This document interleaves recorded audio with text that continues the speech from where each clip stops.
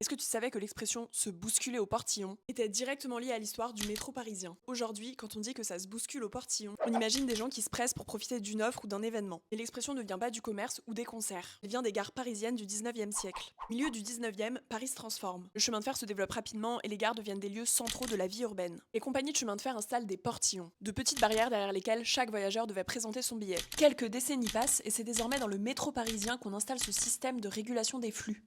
C'est l'époque des poinçonneurs du métro, métier rendu mythique par la célèbre chanson de Serge Gainsbourg, Le poinçonneur des lilas. Ce métier n'a pas duré longtemps, environ 70 ans. Il s'arrête dans les années 60-70, au moment de la mise en place des tickets magnétiques pour éviter la fraude.